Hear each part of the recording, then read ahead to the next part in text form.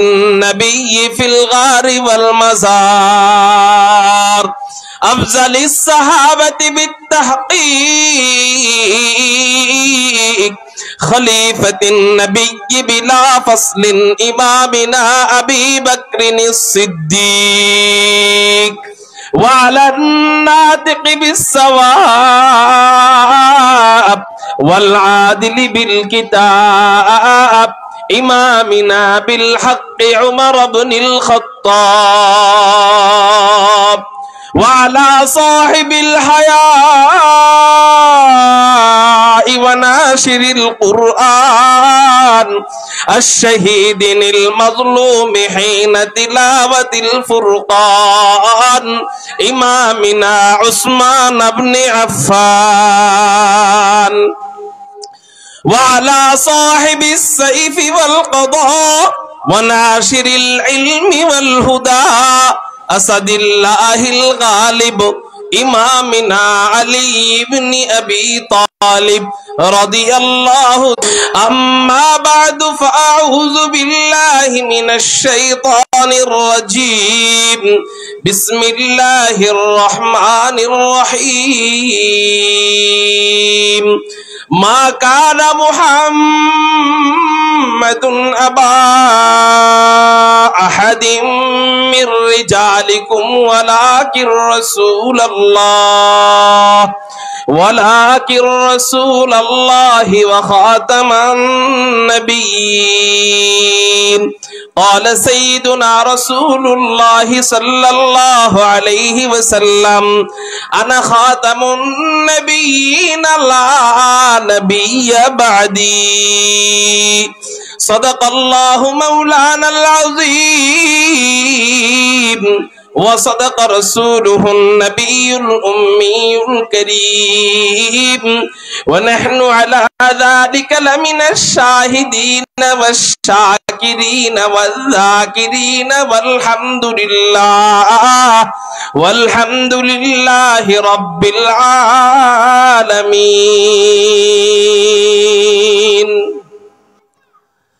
हर लहज़ा है मोमिन की नई शान नैयान,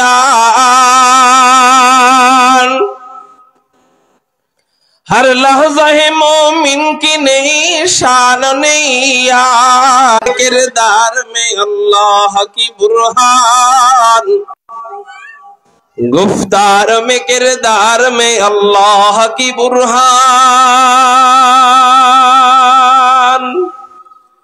क़हारी गफ़्फ़ारी क़ुद्दूसी जबरूत, क़हारी गफ़्फ़ारी क़ुद्दूसी जबरूत, ये चार अनासिर हो तो बनता है मुसलमान। ये चार अनासिर हो तो बनता है मुसलमान। हमसाये जिब्रील अमी बंदाए खाकी, हमसाये जिब्रील अमी बंदाए खाकी, है उसके नशीमन न बुखारा न बदख्शा, है उसके नशीमन न बुखारा न बदख्शा। ला इलाहा इल्लल्लाह।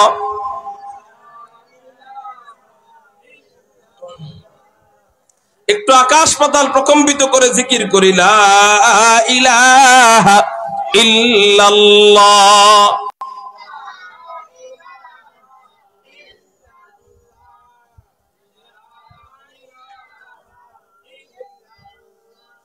ला इलाहा इल्लल्लाह।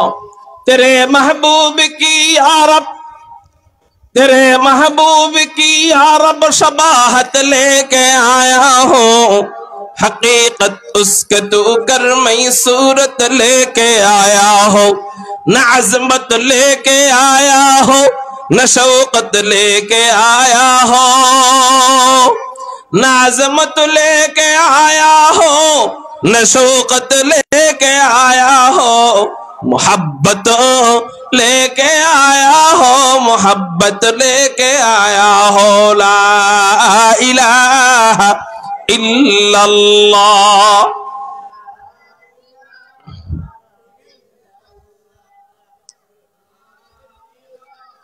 ला इलाहा इल्लल्लाह मुहम्मदुर रसूलुल्लाह सल्लल्लाहु अलैहि वसल्लम।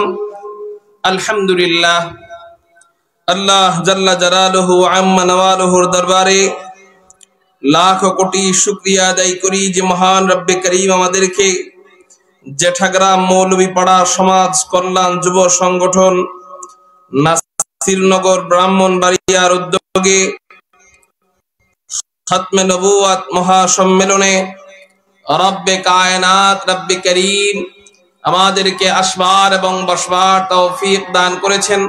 সেই জন্য সবাই অন্তরের অন্তঃস্থল থেকে আকাশ পাতাল প্রকম্পিত করে চিৎকার দিয়ে বলি আলহামদুলিল্লাহ। মুহতারাম হাজিরিন, আমি আপনাদের সামনে একটি আয়াত তেলাওয়াত করেছি।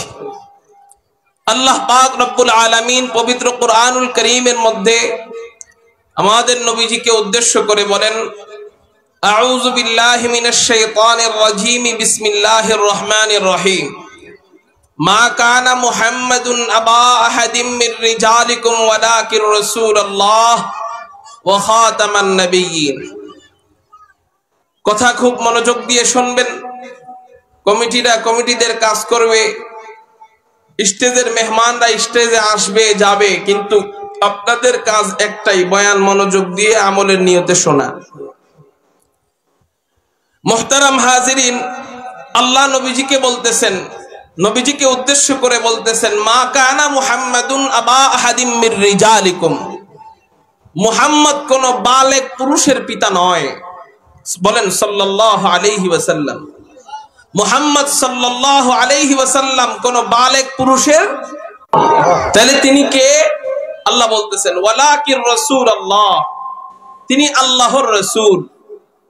এবং শুধু রাসূলই নয়, ওয়া খাতামান নাবিয়্যিন, এবং নবীদের মধ্যে সর্বশেষ নবী তিনি। চিৎকার দিয়ে বলেন সুবহানাল্লাহ।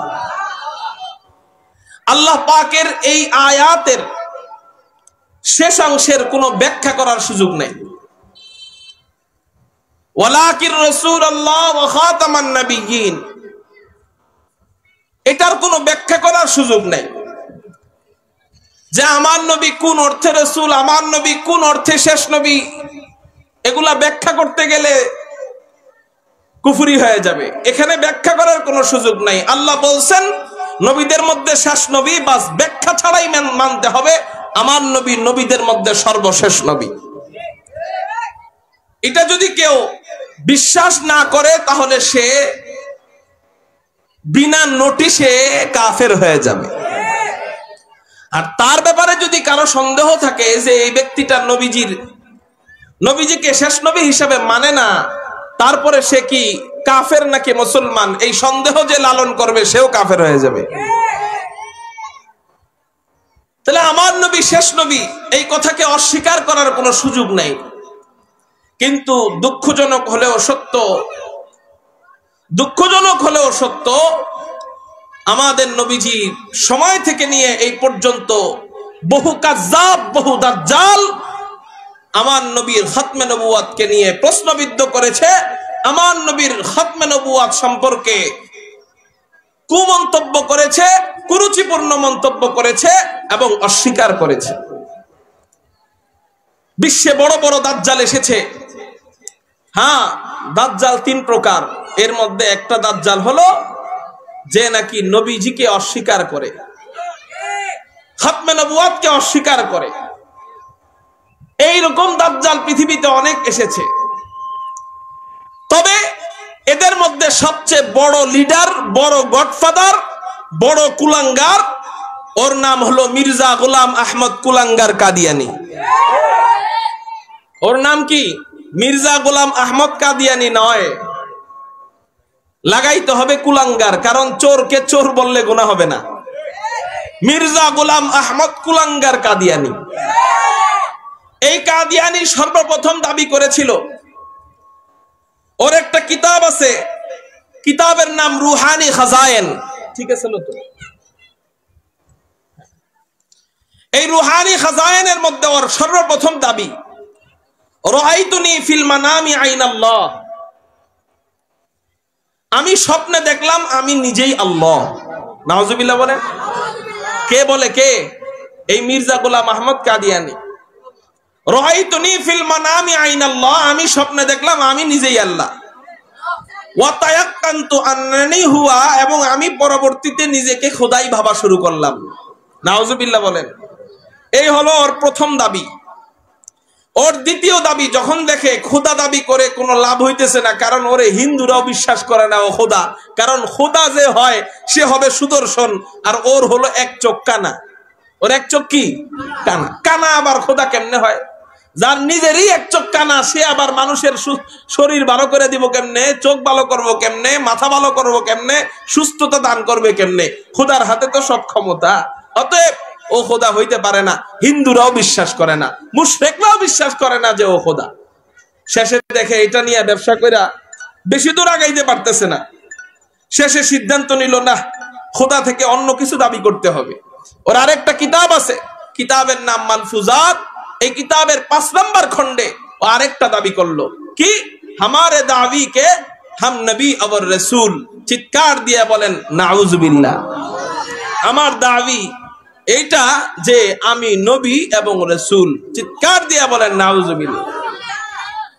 কাদিয়ানীর ব্যাপারে কথা বলতে গেলে লম্বা কথা, আলোচনার শেষ করারও সুযোগ নাই, শুরু করারও সুযোগ নাই, টাইম শর্ট। কিন্তু আমি কিছু এলোমেলো কথা বলে যাব ইনশাআল্লাহ। আশা করি যেহেতু খতমে নবুয়ত সম্মেলন, মাগরিবের পর থেকে বড় বড় ওয়াইজিনে কেরাম আছেন, ওনারা কেউ না কেউ বয়ান মনোযোগ দিয়ে শুনবেন, কারো না কারো থেকে আমার বয়ানের ফিনিশিং পেয়ে যাবেন ইনশাআল্লাহ। হয়তোবা আমি ফিনিশিং দিতে পারবো না, ওনারা একজন না একজন ফিনিশিং দিয়ে দিবে, কারণ বিষয় খতমে নবুয়ত আজকে সবার বিষয়। মুহতারাম হাজিরিন, আমি যেটা আপনাদের সামনে বলতে চাচ্ছি সেটা হলো, এই মির্জা গোলাম আহমদ কাদিয়ানীকে তৈরি করলো কে? এই মির্জা গোলাম আহমদ কাদিয়ানীকে গঠন করলো কে? অবশ্যই ওর পিছনে কঠিন কোন চক্রান্ত আছে, কঠিন কোন ষড়যন্ত্র আছে, কঠিন কোন সাপোর্ট আছে, কঠিন কোন শক্তি আছে। আছে না নাই? আছে। সেটা যদি বলতে যাই তাহলে আমাদের বাংলাদেশেরও আগের ইতিহাসের দিকে যাইতে হয়। যখন বাংলাদেশের অস্তিত্ব ছিল না, এই বাংলাদেশ যখন ভারত উপমহাদেশ, ভারত, বাংলাদেশ, পাকিস্তান এক রাষ্ট্র যখন ছিল, তখন এটাকে বলা হইতো ভারতবর্ষ। কি বলা হইতো বলেন? ভারতবর্ষ। তখন বাংলাদেশ কোনটা, পাকিস্তান কোনটা, ভারত কোনটা এত আলাদা করা হইতো না। এই কাঁটাতারের বেড়াও তখন ছিল না। এই ভারতবর্ষ সর্বপ্রথম শাসন করত মুসলমানরা। কারা বলেন? মুসলমানরা। মুসলমানদের হাত থেকে ক্ষমতা নেওয়ার জন্য এই ব্রিটিশরা চিন্তা করলো, আমরা মুসলমানদের হাত থেকে কিভাবে ক্ষমতা কেড়ে নিতে পারি এবং মুসলমান ভাই ভাইয়ের মাঝে কিভাবে দ্বন্দ্ব বাজায় দিতে পারি। তা আমাদের মেইন টার্গেট রাখতে হবে হলো, মুসলমান সবচেয়ে বেশি কোন জায়গায়, মুসলমান সবচেয়ে বেশি পাওয়া যায় কোন রাষ্ট্রে, ওই রাষ্ট্রকে আমাদের টার্গেট করতে হবে। ওই সময় যদিও মুসলমানদের প্রধান ঘাঁটি, এখনো ওই সময়ও প্রধান ঘাঁটি হলো মক্কা, এবং প্রথমেই যদি মক্কা মদিনা টার্গেট করে তাহলে তো ওদের কৌশল মানুষ বুঝে ফেলবে, ওদেরকে শুরুতেই পঙ্গু বানায় ফেলবে। এই জন্য প্রথমে ওরা মক্কা মদিনা টার্গেট করে নাই, মক্কা মদিনা টার্গেট ছিল দ্বিতীয়তে। প্রথমে ওরা টার্গেট করলো মক্কা মদিনার পরেই সবচেয়ে বেশি ইসলামের ভূমিকা পালন হয় কোন রাষ্ট্রে, ইসলামের দাওয়াত হয় কোন রাষ্ট্রে, এবং সাহাবায়ে কেরামদের আনাগোনা, ব্যবসায়িক আনাগোনা, দাওয়াতি আনাগোনা, জিকিরের আনাগোনা, এরপর তাবলীগী আনাগোনা, ওয়াজের আনাগোনা কোন জায়গায় বেশি ছিল। খোঁজ নিয়ে দেখা যায় মক্কা মদিনার পরে এই ভারতবর্ষে অধিকাংশ সাহাবায়ে কেরাম এসেছিলেন দ্বীনের দাওয়াত দিতে, এবং ভারতবর্ষে অনেক মুসলমান এবং এখান থেকে দ্বীনের অনেক দাওয়াত সারা বিশ্বে ছড়িয়ে যাচ্ছে। এটা যখন ওরা দেখলো, ওদের কুনজর পড়লো ভারতের দিকে। কুনজর পড়লো কোন দিকে? ভারতের দিকে। তখনও ভারত কাদের হাতে বলেন? মোদীদের হাতে না মুসলমানদের হাতে? ওরা ভারতকে টার্গেট করে ভারতের ভিতরে ঢুকলো। কি বলে ঢুকলো? তোমাদের সাথে যুদ্ধ করব এটা বলে তো ঢুকা যায় না। ঢুকলো, আমরা ব্যবসা করব। কি করব? আমরা বর্তমানে দেখেন না, ওই যে রাস্তা দিয়ে হাঁটবেন, যাইবেন আর দেখবেন কিছু সাইনবোর্ড দেখা যায়, কিছু ব্রাকের সাইনবোর্ড। আমরা বাচ্চাদেরকে ফ্রি সার্ভিস দিব, দিয়ে দিয়ে আস্তে আস্তে কিনা নাই। সাবধান মুসলমান। তো ওরা ব্যবসার উদ্দেশ্যে ঢুকলো। উদ্দেশ্য ব্যবসা নয়, উদ্দেশ্য দুইটা। এক নাম্বার উদ্দেশ্য, এটা আমি জিজ্ঞাসা করব একটু পরে, এখন যেটা বলবো এটা মুখস্থ করেন। ব্রিটিশদের এক নাম্বার উদ্দেশ্য মুসলমানদের হাত থেকে ক্ষমতা নেওয়া। দুই নাম্বার উদ্দেশ্য মুসলমান ভাই ভাইয়ের মাঝে দ্বন্দ্ব বাজায় দেওয়া। মুখস্থ বলতে পারবেন এই কথাটা? এক নাম্বার উদ্দেশ্য কি? মুসলমানদের হাত থেকে ক্ষমতা নেওয়া। দুই নাম্বার উদ্দেশ্য মুসলমান ভাই ভাইয়ের মাঝে কি বাজায় দেওয়া? দ্বন্দ্ব বাজায় দেওয়া। প্রথম উদ্দেশ্যকে ওরা সফল করার জন্য ওরা গভীরভাবে ষড়যন্ত্র করে মুসলমানদের হাত থেকে ক্ষমতা নিতে থাকলো। কেমনে? ওরা কম দামি জায়গা, যে সমস্ত জায়গায় কম দামি জায়গা ছিল ওই সময়, কম দামি জায়গাগুলা কিনা শুরু করলো। কারণ বেশি দামি জায়গা তো কিনার সামর্থ্য প্রাথমিকভাবে নাই। কম দামি বিশাল জায়গাগুলা, একর একর, হাজার হাজার একর, শত শত একর, লক্ষ একর জায়গাগুলা ওরা কিনা শুরু করলো। যখন ওরা মোটামুটি বুঝলো যে ভারতের অধিকাংশ জায়গার মালিক আমরাই হয়ে গেছি, এখন আমরা যদি একটা কিছু করতে চাই পারবো, বাস মাথা চাড়া দিয়ে উঠলো। ভারতবর্ষ মুসলমানদের বিরুদ্ধে যুদ্ধের ঘোষণা দিল। এক পর্যায়ে মুসলমানদের হাত থেকে এই ব্রিটিশরা ক্ষমতা নিয়ে গেল। ক্ষমতা নিয়ে যাওয়ার পরে ওদের ফাইজলামি শুরু, জুলুম অত্যাচার শুরু। মুসলমান যেখানেই পায় ওখানে পিটায়। বান্দর দেখছেন আপনারা? বান্দর, ভালো মানুষ হাইটা গেলে বান্দর যেমন খামাখা জ্বালায় মানুষকে, মুসলমান হাইটা গেলে খামাখা এই ব্রিটিশরা জ্বালাইতো। শেষ পর্যন্ত সহ্য করতে না পাইরা মুসলমানদের অবস্থা যখন খুব খারাপ, ওই সময় ভারতবর্ষে হিন্দুরা, খ্রিস্টানরা, ইহুদিরাও মুসলমানদেরকে সাপোর্ট করা শুরু করে দিল। কেন? ওরা দেখতেছিল যে মানবাধিকার লঙ্ঘন করতেছে এই ব্রিটিশরা, মুসলমানদেরকে টার্গেট করে করে ওরা পাকড়াও করতেছে, মুসলমান মা বোনদের ইজ্জতকে ওরা লুণ্ঠন করতেছে, মুসলমান বাচ্চাদেরকে ওরা টার্গেট করে পিটাচ্ছে। ওরাও প্রতিবাদ জানালো, হিন্দুরাও প্রতিবাদ জানালো, খ্রিস্টানরাও প্রতিবাদ জানালো, ইহুদিরাও প্রতিবাদ জানালো। আজকে যেমন ফিলিস্তিনে মুসলমানদেরকে মারে ইহুদিরা, অন্যান্য রাষ্ট্রের ইহুদিরাও দেখবেন আলহামদুলিল্লাহ কিছু কিছু রাষ্ট্রের ইহুদিরাও আমাদের পক্ষে প্রতিবাদ জানায়। আছে না নাই? আছে। হয়তো অন্য ধর্মের, কিন্তু মানবতা মরে যায় নাই ওই সমস্ত ইহুদিদের, তাদেরকে ধন্যবাদ জানাই। তাদের ভাইরা মারতেছে ফিলিস্তিনিদেরকে, তারপরে ওনারা আমেরিকায় দাঁড়ায় সাইনবোর্ড টানায় যে ফিলিস্তিনের মুক্তি, ফিলিস্তিনের স্বাধীনতা চাই। এইরকম ভারতবর্ষের হিন্দুরাও আমাদেরকে মায়া করা শুরু করলো, খ্রিস্টানরাও আমাদেরকে মায়া করা শুরু করলো, ইহুদিরাও আমাদেরকে মায়া করা শুরু করলো। কেন? হিন্দুরা, খ্রিস্টানরা, ইহুদিরা দীর্ঘদিন আমাদের সাথে বসবাস করার পরে বুঝতে পারছে যে মুসলমানরা কখনো খারাপ ধর্মের লোক হইতে পারে না, চোর গুন্ডা বাটপার হইতে পারে না। অতএব তাদেরকে যেইভাবে ওরা অপহরণ করতেছে, হত্যা করতেছে, খুন করতেছে, গুম করতেছে, এটা অবশ্যই অন্যায়। ও বিধর্মীরাও যখন প্রতিবাদ শুরু করলো, দলমত নির্বিশেষে সবাই যখন এক পক্ষে হয়ে গেল, ব্রিটিশদের এবার টনক নড়ে গেল। না রে, শুধু তো মুসলমানদেরকে মারতে আসছিলাম, এখন শুধু মুসলমানদের পিছনে লাইগা লাভ নাই, এখন দলমত নির্বিশেষে যারাই আমাদের বিরোধিতা করে তাদেরকেই আমরা ধরবো আর মারবো। শেষ পর্যন্ত যারা ওদের বিরোধিতা করে, ওদের বিরুদ্ধে কলম ধরে, ওই হাত ভেঙে ফেলে, যেই চোখ দিয়ে ওদের বিরুদ্ধে তাকায় ওই চোখ উপড়ে ফেলে, যেই জবান ওদের বিরুদ্ধে কথা বলে ওই জিভ টেনে ফেলে ছিঁড়ে ফেলা হয়, যেই পা ওদের বিরুদ্ধে আন্দোলন করে ওই পা ভেঙে ফেলা হয়। এমন কঠিন পরিস্থিতি চলতেছে। আল্লাহু আকবার। ওদের বিরুদ্ধে কথা বলবে এই দুঃসাহস যখন কেউ পায় না, পুরা ভারতকে ওরা গোলামির জিঞ্জিরে আবদ্ধ করে ফেললো, পরাধীনতা শৃঙ্খলে আবদ্ধ করে ফেললো। আল্লাহু আকবার, আল্লাহু আকবার। এমনই এক পরিস্থিতিতে পুরা ভারতের অবস্থা এমন চলতেছে, আপন মায়ের সামনে ছেলেকে উলঙ্গ কইরা পিটানো হইতো, আপন ছেলের সামনে মাকে উলঙ্গ কইরা ধর্ষণ করা হইতো, আপন বাবার সামনে মেয়েকে উলঙ্গ কইরা ধর্ষণ করা হইতো। ওদের বিরুদ্ধে কথা বলতে দেরি, এই সমস্ত অন্যায়গুলা করতে দেরি হইতো না। এই মুহূর্তে ওদের বিরুদ্ধে কেউ কথা বলবে, দুঃসাহস আর কেউ পায় না, ওদের বিরুদ্ধে যুদ্ধের ডাক দিবে। হিন্দুরা হাত গুটায় ফেললো, ইহুদিরা হাত গুটায় ফেললো, খ্রিস্টানরা হাত গুটায় ফেললো, কিছু কিছু মুসলমানরাও হাত গুটায় ফেললো। খুব মনোযোগ দেন, কেউ যখন ওদের বিরুদ্ধে জিহাদের ডাক দিতে পারে না, জিহাদের ফতোয়া দিতে পারে না, এই মুহূর্তে আল্লাহ একজন ফকিরকে দাঁড় করায় দিলেন, একজন আলেমকে দাঁড় করায় দিলেন ওদের বিরুদ্ধে সর্বপ্রথম জিহাদের ফতোয়া দেওয়ার জন্য। কারো জবান যেন বন্ধ থাকে না, চিৎকার দিয়া বলেন আল্লাহু আকবার। আরে সবাই ওদেরকে ভয় পায়, ইহুদিরা ওদের ভয়ে থরথর করে কাঁপে, খ্রিস্টানরা ওদের ভয়ে থরথর করে কাঁপে, হিন্দুরা ওদের ভয়ে থরথর করে কাঁপে, কিছু মুসলমানরা ওদের ভয়ে থরথর করে কাঁপে। কিন্তু আলেম ভয়ে কাঁপে না কেন? আলেম ওদেরকে ভয় পায় না কেন? ওদের বিরুদ্ধে জিহাদের ফতোয়া দেয় কিভাবে? বলে কেন ভয় পায় না? শোনো, ইন্নামা ইয়াখশাল্লাহ মিন ইবাদিহিল উলামা। উলামায়ে কেরাম একমাত্র কাকে ভয় পায় বলেন? উলামায়ে কেরাম একমাত্র আল্লাহকে ভয় পায়।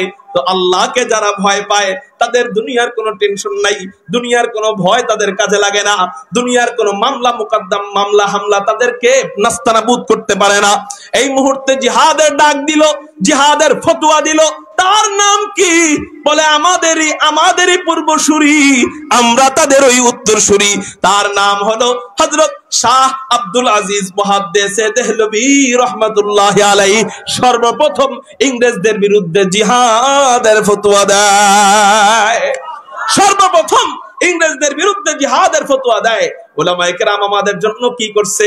উলামায়ে কেরাম করে নাই কোন জিনিসটা? ও আমার আওয়ামী লীগের ভাইরা, ও আমার বিএনপির ভাইরা, ও জাতীয় পার্টির ভাইরা, রাগ করবেন না, মনে কষ্ট পাবেন না। আজকে আপনারা উলামায়ে কেরামদেরকে বুড়ি আঙ্গুল দেখাইয়া চলেন, উলামায়ে কেরামদেরকে আপনারা গ্রেফতার কইরা জেলের মধ্যে পিটানোর ষড়যন্ত্র করেন।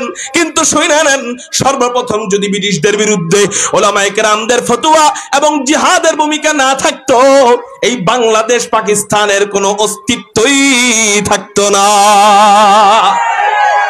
সর্বপ্রথম জিহাদের ফতোয়া যখন দেয় শাহ আব্দুল আজিজ মুহাদ্দিসে দেহলভী রাহমাতুল্লাহি আলাইহি, উনার ফতোয়ায় সমকালীন সমস্ত উলামায়ে কেরাম সাপোর্ট করা আরম্ভ করে, সিল সাপোর্ট দেওয়া আরম্ভ করে যে আব্দুল আজিজ সাহেবের যে ফতোয়া আমাদেরও একই ফতোয়া। এই ফতোয়ায় সবাই যখন একমত পোষণ করা আরম্ভ করে, ব্রিটিশদের টনক নইরা যায়। আরে সাহস এত বড় কাদের? আমাদের বিরুদ্ধে ফতোয়া দেয়। ওই দলের নাম কি যারা আমাদের বিরুদ্ধে ফতোয়া দেয়? ওই দলের নাম উলামায়ে কেরাম। ওরা কি আমাদেরকে ভয় পায় না? কয় না না না, ওরা নাকি ভয় পায় একমাত্র আল্লাহকে। ইন্নামা ইয়াখশাল্লাহ মিন ইবাদিহিল উলামা। ওরা নাকি একমাত্র আল্লাহকে ভয় পায়, আপনাদেরকে ভয় পায় না। অতএব আপনাদের বিরুদ্ধে ওরা ফতোয়া দিছে। কয় তাহলে শোনো, যারা নাকি আমাদেরকে ভয় পায় না ওদেরকে আমরা একটু সাইজ করতে চাই। কয় কেমনে সাইজ করবেন? কয় যেখানে আলেম পাইবা ওখানে আলেমদেরকে ধইরা ধইরা গ্রেফতার করবা। নাউজুবিল্লাহ বলেন। আলেম পায় গ্রেফতার করে, আলেম পায় গ্রেফতার করে।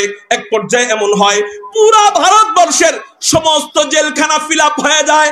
ও মিডিয়া ম্যান ভাইরা, ভিডিও শুরু করে বসে যাবেন, কোনো নড়াচড়া করবেন না, আমার সমস্যা হয়, তাড়াতাড়ি বসে। মেরে মোহতারাম ভাই আমার দিকে খেয়াল করেন, কি হয়? এদিক দিয়া আলেমদেরকে গ্রেফতার করে আর জেলের মধ্যে ঢুকাইতে সারা ভারতবর্ষের সমস্ত জেলখানা যখন ফিল আপ হয়ে যায়, জেলখানায় জায়গা নাই। যেই রুমের মধ্যে মানুষ ধরে 10 জন, সেখানে রাখা হয় 30 জনকে। যেখানে রুমের মধ্যে জায়গা হয় 30 জনের, সেখানে রাখা হয় 50 জনকে। এমন গাদাগাদি কইরা রাখা হয়। কিন্তু শেষ পর্যন্ত দেখা যায় আলেমদেরকে রাখার মতো অবস্থা নাই, জায়গা নাই, রাখবে কোথায়? ব্রিটিশের প্রধানকে নোটিশ দেওয়া হয়, চিঠি দেওয়া হয় যে এত পরিমাণ আলেমকে আমরা গ্রেফতার করছি যে আলেমদেরকে ধইরা ধইরা জেলখানায় ঢুকাইতে এখন জেলখানার মধ্যে পর্যাপ্ত জায়গা নাই। আপনি আমাদের জন্য পর্যাপ্ত জায়গার ব্যবস্থা করে দেন, আমাদেরকে অর্থ দিয়ে সাহায্য করেন, আমরা আরো জেলখানা বানাবো, জেলখানার রুম বাড়াবো। এবার ব্রিটিশের প্রধান বলে না না না, যেই সমস্ত আলেমরা আমাদের বিরুদ্ধে জিহাদের ফতোয়া দেয় ওই সমস্ত আলেমদের জন্য আমার টাকা পয়সা আমি খরচ করব না। কয় তাহলে এই আলেমদেরকে গ্রেফতার করে রাখবো কোথায়? আর গ্রেফতার করে রাখার দরকার নাই, গ্রেফতার কইরা একজন আলেম ধরো আর মেরে ফেলো। একজন আলেম ধরো, জেলখানায় ঢুকানোর আর প্রয়োজন নাই। যারা আমাদের বিরুদ্ধে জিহাদের ফতোয়া দেয়, হুজুররা আমাদের মাটির জন্য কি করছে, আমাদের দেশের জন্য কি করছে, সব তো আমরাই করছি। আচ্ছা ঠিক আছে, দেখেন হুজুররা কি করছে। ইতিহাস পড়েন, আপনারা ইতিহাস পড়েন, এগুলা রাগ করবেন না। আমাদের স্কুল কলেজের ভাইদের ইতিহাসের মধ্যে উলামায়ে কেরামদের অবদান লেখানো হবে না, পড়ানো হবে না। কেন পড়ানো হবে না? বলে এগুলা যদি পড়ানো হয়, আলেমদের অবদান যদি পড়ানো হয়, স্কুল কলেজের ভাইরা ওই তথাকথিত গমচোর, তিন চোর, তেল চোর, আলু চোরদের পিছ সাইডা উলামায়ে কেরামদের মোহাব্বত করা আরম্ভ করবে, ওদের পিছন ছেড়ে দিবে, ওদেরকে লাথি দিয়ে উলামায়ে কেরামদেরকে ভালোবাসা আরম্ভ করবে। এই জন্যই পড়ানো হয় না। তোমরা না পড়াও, আমরা আলহামদুলিল্লাহ ময়দানে বলে বলে উলামায়ে দেওবন্দের অবদান মানুষদের মাথার ভিতরে ঢুকায় দিব ইনশাআল্লাহ। মেরে মুহতারাম ভাইও, আমি কি কোনো দলের বিরুদ্ধে বলতেছি কিনা বলেন? আবার আপনারা উল্টা বুঝেন না। সব দল যারা আলেমদেরকে মহব্বত করে তারা আমাদের বন্ধু, কোনো সমস্যা নাই। খুব মনোযোগ দেন। এবার বলতেছিলাম, ওই ব্রিটিশরা আলেমদেরকে ধরে ফাঁসিতে ঝুলায়। কোথায় ফাঁসিতে ঝুলায়? বলে চট্টগ্রাম থেকে নিয়ে মুম্বাই পর্যন্ত একটা রোড গিয়েছিল। ওই রোডের মধ্যে গাছ, ওই এক একটা গাছের মধ্যে শত শত দড়ি ঝুলানো হয়। ইতিহাস বলে ওই গাছের এমন কোন ডাল ছিল না যেই ডালের মধ্যে আলেমের লাশ ঝুলানো হয় নাই। একটা নয়, দুইটা নয়, 1000 নয়, 2000 নয়, 1 লাখ নয়, 2 লাখ নয়। আমার যতটুক মনে আছে, আমি যতটুক পড়েছি, কমপক্ষে 50 লক্ষ আলেমকে শুধু জিহাদের ফতোয়ার সাপোর্ট করার অপরাধে 50 লক্ষ আলেমকে জিহাদের আগেই নির্বিচারে শহীদ করে দেওয়া হয়। 50 লক্ষ আলেমকে শহীদ করে দেওয়া হয়। উলামায়ে কেরাম কি করলো আমাদের জন্য? তারপরও আলেমদেরকে গালি দিবেন? হ্যাঁ, উলামায়ে দেওবন্দেরকে দোষারোপ করবেন? আল্লাহ আমাদের এই জাতিকে হেফাজত করুক। এই উলামায়ে কেরামদেরকে যেভাবে গালাগাল শুরু হইতেছে, আমার দিল বলে এই জন্যই আল্লাহ পাক একের পর এক গজব দিচ্ছে। কখনো করোনা ভাইরাস, কখনো বন্যা, আবার কখনো সাপ। ঠিক না বে ঠিক? আল্লাহ আমাদের এই জাতিকে উলামায়ে কেরামদের মোহাব্বত করে চলার তৌফিক দান করুক বলি আমিন। উলামায়ে কেরামদের বদদুয়া থেকে আমাদেরকে হেফাজত করুক বলি আমিন। আমি যে দল হইতে পারি, আমি সুন্নি হইতে পারি, আমি ওয়াহাবি হইতে পারি, আমি আহলে হাদিস হইতে পারি, কিন্তু সমস্ত আলেম যারা আলেম তারা আমাদের মাথার তাজ থাকবে ইনশাআল্লাহ। বলে আলেমরা আমাদের মাথার তাজ। আলেমদের সমস্যা আলেমরা ঠিক করে নিবে, আমি বলার কে? ঠিক না বে ঠিক? আল্লাহ আমাদেরকে বুঝবার তৌফিক দান করুক বলি আমি। মুহতারাম হাজিরিন, তো বলতেছিলাম 50 লক্ষ আলেমকে ফাঁসির মধ্যে ঝুলানো হয়। আগে যারা জিহাদের ডাক দিছিল অধিকাংশ শহীদ হয়ে যায়। এখন জিহাদের ডাক দিবে কে? কারণ আগে যা সাহস ছিল এখন তো সাহস আরো শেষ। ঠিক না বে ঠিক? এই রাগ করবেন না, শাপলা চত্বরের আগে আপনাদের যেমন সাহস ছিল, এখন কিন্তু আপনাদের মধ্যে অনেকের সাহস এরকম নাই। ঠিক না বে ঠিক? ওই ঘটনার আগে, আলেমদের লাশ ঝুলানোর আগে যত সাহস ছিল, লাশ ঝুলানোর পরে সাহস যা ছিল সব শেষ। এই মুহূর্তে জিহাদের ডাক দিবে যে সে হইল আসল বেটা। ঠিক না বে ঠিক? এই মুহূর্তে জিহাদের ডাক দিবে যে সে হইল আসল বেটা। ওই মুহূর্তে আল্লাহ আরেকজনকে জিহাদের জন্য প্রস্তুত করে দিলেন। ওই সময় এহেন পরিস্থিতিতে যখন বড় বড় আলেমরাও রুমের দরজা লাগাইয়া ব্রিটিশদের সাথে আতাত করা শুরু করে দিল, কম্বল গায়ে দিয়ে ঘুমানো শুরু করে দিল, নিজের জীবন বাঁচানোর জন্য আত্মগোপনে যাওয়া শুরু করে দিল, ওই মুহূর্তেও আল্লাহ ভারতবর্ষের মাটি, ইসলামী তাহজিব এবং তামাদ্দুনকে হেফাজত করবার জন্য আল্লাহ আরেকজনকে দাঁড় করায় দিলেন। কে? আমাদেরই পূর্বসূরি, তার নাম হলো হযরত হাজী ইমদাদুল্লাহ মুহাজিরে মক্কি রাহমাতুল্লাহি আলাইহি। চিৎকার দিয়া বলেন সুবহানাল্লাহ। হাজী ইমদাদুল্লাহ মুহাজিরে মক্কি রাহমাতুল্লাহি আলাইহি বললেন, মুরিদদেরকে সামনে নিয়ে বললেন, খানকার পীর তিনি সামনে নিয়ে বললেন মুরিদদেরকে, আমি এই মুহূর্তে ব্রিটিশদের অবস্থা দেখা যা বুঝতেছি যে আমরা যদি ওদের বিরুদ্ধে জিহাদে না নামি, ভারতবর্ষের অবস্থা খারাপ হয়ে যাবে। ভারতের মাটি আর মুসলমানদের থাকবে না। শুধু মুসলমানদেরই না, সবার থেকে এই মাটিকে নিয়ে যাবে ওরা। শুধু তাই না, ইসলামী তাহজিব এবং তামাদ্দুনকে আর রক্ষা করা সম্ভব হবে না। আগামীতে অবস্থা এমন হবে, এত পরিমাণ আলেমকে ওরা মারলো, আমরা যদি এখনো হাত গুটায় বসে থাকি, সামনের অবস্থা এমন হবে ইমামতি করার মতো লোক খুঁজে পাওয়া যাবে না, জানাজা পড়ানোর মতো লোক খুঁজে পাওয়া যাবে না, দাফন কাফন করানোর মতো লোক খুঁজে পাওয়া যাবে না। জারজ সন্তান তৈরি হবে। কুকুরের যেমন জানাজা ছাড়া মউত হয়, মানুষের ওমন জানাজা ছাড়া মউত হবে। অতএব ইসলামকে হেফাজত করবার জন্য, উলামায়ে কেরামদের ইজ্জতকে হেফাজত করবার জন্য আমি হাজী এমদাদুল্লাহ মুহাজিরে মক্কি জিহাদের ডাক দিচ্ছি। তোমরা কারা কারা আমার সাথে আছো? এই কথা বলার পর মুরিদরা কেউ কোনো কথা বলে না, একেবারে খামোশ হয়ে যায়। কারণ জিহাদ করবে কাদের সাথে? জিহাদ করতে হয় নাই, শুধু ফতোয়া দিছে, এই জন্য 50 লাখ আলেমরে মারছে। জিহাদ করলে না জানি কি হয়, এই ভয়ে পুরাটা মঞ্চ, পুরাটা ময়দান, পুরাটা খানকা চুপ হয়ে রয়েছে, কেউ কোনো কথা বলে না। হযরত হাজী সাহেব রহমাতুল্লাহি আলাইহি রাগ হয়ে বললেন, যাও, তোমাদের মতো কাপুরুষ মুরিদ আমার দরকার নাই। আজকে থেকে মুরিদের খাতা থেকে তোমাদের সবার নাম কাইটা দিলাম, তোমরা চলে যাও। আগামী কালকে জোহরের পরে একটা জরুরি মিটিং হবে, ওদের বিরুদ্ধে জিহাদের সম্পর্কে নতুন করে বায়াত করানো হবে। যারা নাকি আগামী কালকে ওদের বিরুদ্ধে জিহাদের জন্য প্রস্তুত থাকবা, তারাই শুধু আসবা, এছাড়া আর কেউ আসবা না। এবং স্পেশাল 2 জন মেহমানকে দাওয়াত দেওয়া হোক। स्पेशल 2 जन मेहमान के कह देवबंद से रशीद को बुलाओ, देवबंद से कासिम नानुतवी को बुलाओ, देवबंद থেকে রশিদ আহমদ গাঙ্গুহিকে ডাকা হোক এবং দেওবন্দ থেকে হুজ্জাতুল ইসলাম কাসিমুল খায়রাত ওয়াল উলুম কাসিম নানুতবিকে ডাকা হোক। 2 জনকে ডাকা হয়।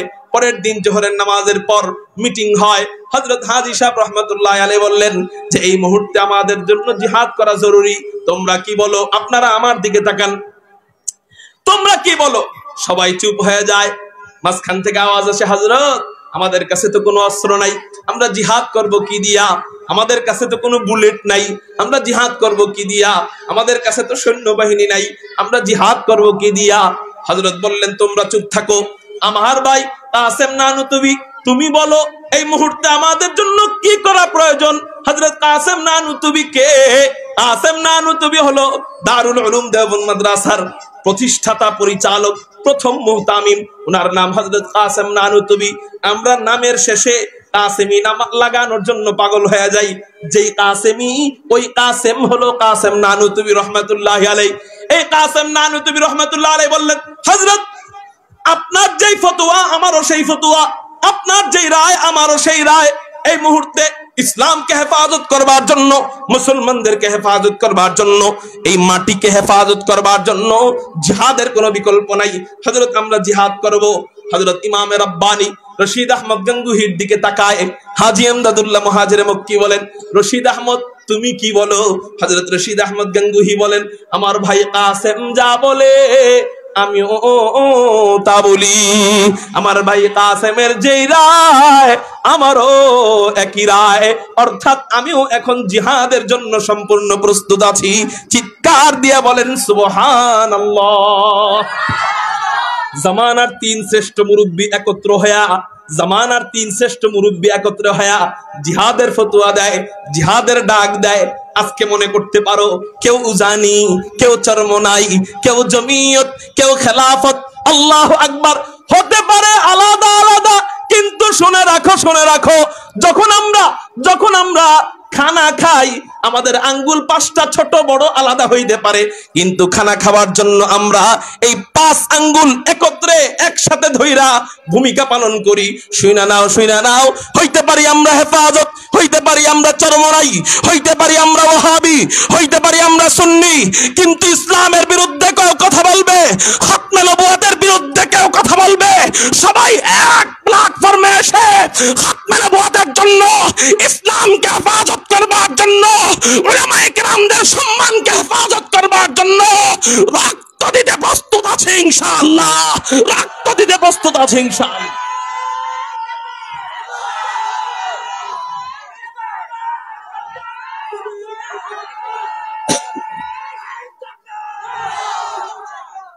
মুহতারাম হাজিরিন, 3 জামানার 3 শ্রেষ্ঠ মুরব্বী জিহাদের ডাক দেয়। মুরিদরা তো চুপ, কথা বলে নাই। হযরত কাসেম নানুতবি দাঁড়ায়া একটা মাত্র ভাষণ দিলেন। হিকমতওয়ালা মানুষ তো কোরআন বলে ওয়াল কুরআনিল হাকীম, কোরআন হলো হিকমতওয়ালা। এই কোরআন যে পড়ে আল্লাহ তাকেও হিকমতওয়ালা বানায় দেয়, এই কোরআন যে পড়ায় আল্লাহ তাকেও হিকমতওয়ালা বানাইয়া দেয়। হযরত কাসেম নানুতুবি রাহমাতুল্লাহি আলাইহি মুরিদদেরকে একটা মাত্র কথা বললেন, মুরিদরা এক কথাতেই ঘুরে গেছে। কি কথা? এই তোমরা যে বলতেছো আমাদের কাছে অস্ত্র নাই, সৈন্য নাই, আচ্ছা আমাকে উত্তর দাও, বদর যুদ্ধের চেয়ে আমাদের অস্ত্র কি কম? বলে না। বদর যুদ্ধে 313 সাহাবীর চেয়ে আমাদের সৈন্যবাহিনী কম? মুরিদরা বলে না। কয় তাহলে ভয় কিসের? মুসলমান তো জিহাদ করে জিতার জন্য নয়, মুসলমান জিহাদ করে আল্লাহকে খুশি করবার জন্য। মুসলমান যুদ্ধ করে আল্লাহকে খুশি করবার জন্য। মুসলমান তো মারা গেলেও বিজয়ী, মুসলমান বেঁচে গেলেও বিজয়ী। তুহফাতুল মুমিনিল মাউত, মুসলমানের হাদিয়াই হলো মউত।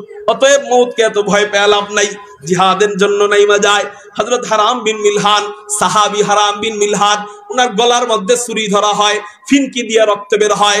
ওই রক্ত যখন বের হয়, শহীদ হওয়ার আগ মুহূর্তে নিজের রক্ত নিজে দেখলে সবাই ভয় পেয়ে যায়, কিন্তু হযরত হারাম বিন মিলহান ওনার রক্ত নিজে নিজের রক্ত দেখা বলে ফুস্তু ওয়া রাব্বিল কাবা, কাবার রবের কসম আমি দ্বীনের জন্য রক্ত দিয়া বিজয়ী হয়ে গেলাম। ওই কাফের মনে মনে কয় জীবনে কত মানুষরে মারলাম, কেউ মারা যাওয়ার সময় নিজেকে বিজয়ী বলে না, ও মারা যাওয়ার সময় নিজেকে বিজয়ী কেন বলে? জিজ্ঞাসা করতে হবে নবীজিকে। যা জিজ্ঞাসা করে, ও মুহাম্মদ জীবনে কত মানুষকে মারলাম, কিন্তু কেউ মারা যাওয়ার সময় বিজয়ের শব্দ বলে না, মারা যাওয়ার সময় পরাজয়ের শব্দ উচ্চারণ করে, কিন্তু তোমার সাহাবী ওরে মারার সময় বারবার বলতেছিল ফুস্তু ওয়া রাব্বিল কাবা, ফুস্তু ওয়া রাব্বিল কাবা, কাবার রবের কসম আমি বিজয়ী হয়ে গেলাম। ওগো মুহাম্মদ মারা গেলে আবার বিজয়ী কেমনে হয় আমাকে শিখায়া দাও। নবীজি বলে, ও মিয়া তোমরা জয় পরাজয় নির্ণয় করো মরণ দিয়া, আমরা জয় পরাজয় মরণ দিয়া নির্ণয় করি না, আমরা জয় পরাজয় যুদ্ধ দিয়া নির্ণয় করি না, আমরা জয় পরাজয় নির্ণয় করি ঈমান দিয়া। আমরা ঈমান নিয়ে যখন কবরে যাই তখনই আমরা মনে করি আমরা সত্যিকারের বিজয় অর্জন করতে পেরেছি। অতএব মুসলমানদের সাথে ঈমান থাকলে পরাজিত বলে কোনো শব্দ মুসলমানদের সাথে নাই। তোমরা কেন ভয় পাও? এই কথা শুনে মুরিদরা গেছে উল্টায়া। এবার বলে হযরত আমাদের মাইন্ড চেঞ্জ হয়ে গেছে, এবার আমরা আপনাদের সাথে যুদ্ধ করব। যুদ্ধের তারতিব সাজানো হয়, ওই যুদ্ধের আমিরুল মুজাহিদিন হয় হযরত হাজী ইমদাদুল্লাহ মুহাজিরে মক্কি রাহমাতুল্লাহি আলাইহি। ওই যুদ্ধের জাস্টিস বিচারক হয় ইমামে রব্বানি রশিদ আহমদ গঙ্গুহি রাহমাতুল্লাহি আলাইহি। ওই যুদ্ধের সিপাহ সালার হয় আমাদের দারুল উলুম দেওবন্দ মাদ্রাসার প্রথম মুহতামিম হযরত হুজ্জাতুল ইসলাম কাসিমুল খায়রাত ওয়াল উলুম কাসেম নানুতুবি রাহমাতুল্লাহি আলাইহি। এবার 1857 সালে ব্রিটিশদের বিরুদ্ধে সর্বপ্রথম এক রক্তক্ষয়ী যুদ্ধ হয়। এই যুদ্ধের নাম হলো শামেলের যুদ্ধ। চিৎকার দিয়ে বলেন আল্লাহু আকবার। ব্রিটিশদের বিরুদ্ধে এই দেশকে হেফাজত করবার জন্য, এই মাটিকে হেফাজত করবার জন্য, ইসলামকে হেফাজত করবার জন্য সর্বপ্রথম জিহাদের ডাক দেয় শাহ আব্দুল আজিজ মুহাদ্দিসে দেহলভী রহমাতুল্লাহ। সর্বপ্রথম জিহাদের ফতোয়া দেয় শাহ আব্দুল আজিজ মুহাদ্দিসে দেহলভী রহমাতুল্লাহ আলাইহি। আর সর্বপ্রথম ডাক দেয় জিহাদের শাহ হাজী ইমদাদুল্লাহ মুহাজিরে মক্কি রাহমাতুল্লাহ আলাইহি। আর সর্বপ্রথম যুদ্ধ হয় 1857 সালে।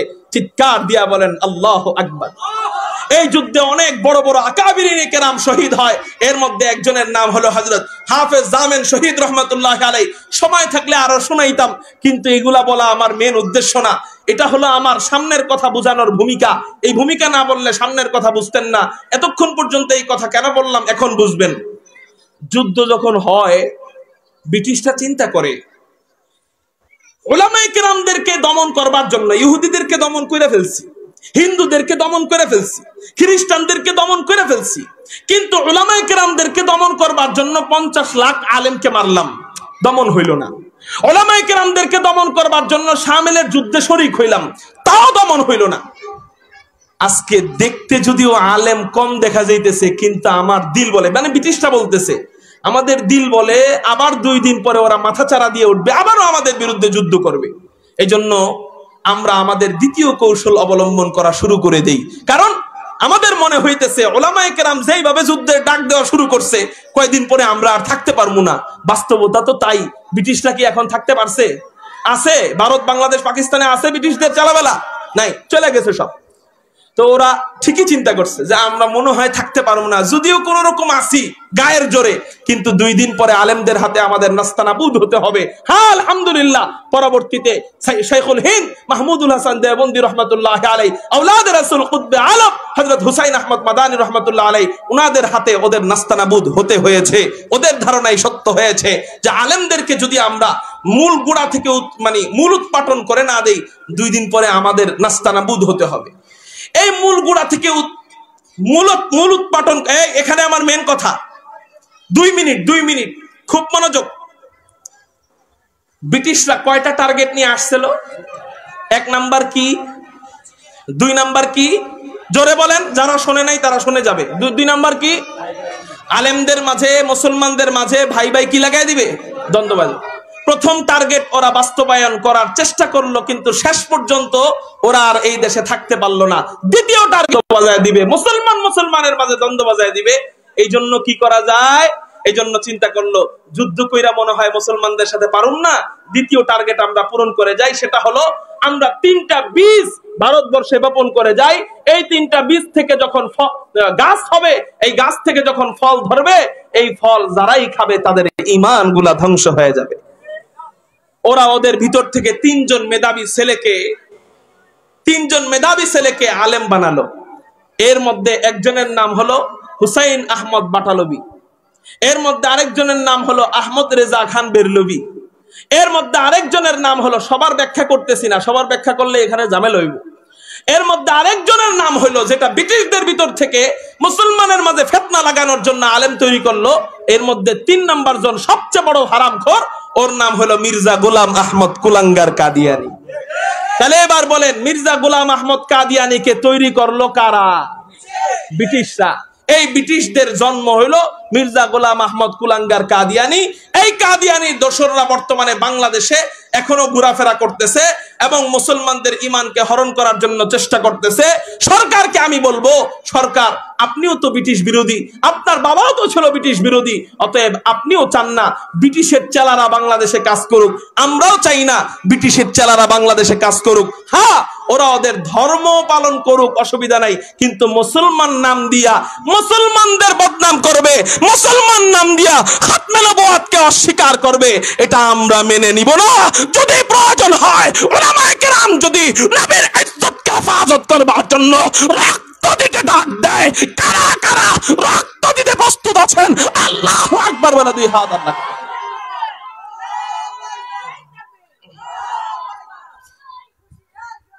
এই ব্রিটিশদের চালা থেকে এই দেশকে হেফাজত করুক বলি আমিন। আল্লাহ আমাদের এই জাতিকে হেফাজত করুক বলি আমিন। মুহতারাম হাজিরিন, আজকে আমার বয়ান এতটুকুই। শুধু কাদিয়ানি কিভাবে আসলো এতটুকু জানলাম, বাকি আলোচনা মাগরিবের পর থেকে বড় বড় উলামায়ে কেরাম আছে করবে। তবে আমি শেষে একটা কথা বলে যাই, সেটা হলো, এক ভাই আস্তে আস্তে প্রশ্ন করলো যে হযরত সাপের উপদ্রব সারা বাংলাদেশে হচ্ছে, তো এটা থেকে বাঁচার উপায় কি? এটা থেকে বাঁচার উপায় কি? পরিত্রাণের উপায় কি? বিষধর সাপ বাংলাদেশে উপদ্রব বেড়ে গেছে। 1 নাম্বার কথা হলো, এই সাপের উপদ্রব কেন বাড়তেছে? যাহারাল ফাসাদু ফিল বাররি ওয়াল বাহরি বিমা কাসাবাত আইদিন নাস। এটা হলো আমাদের গুনার কামাই, হাতের কামাই, আমাদের নিজেদের কামাই, আমাদের দেশে গজব আসতেছে। প্রথম কথা হলো আমাদের গুনাহ ছেড়ে দিতে হবে, বেশি বেশি ইস্তেগফার করতে হবে। 2 নাম্বার হলো আমরা বাড়ি থেকে বের হওয়ার সময় দোয়া পড়ব, সাপ থেকে বাঁচা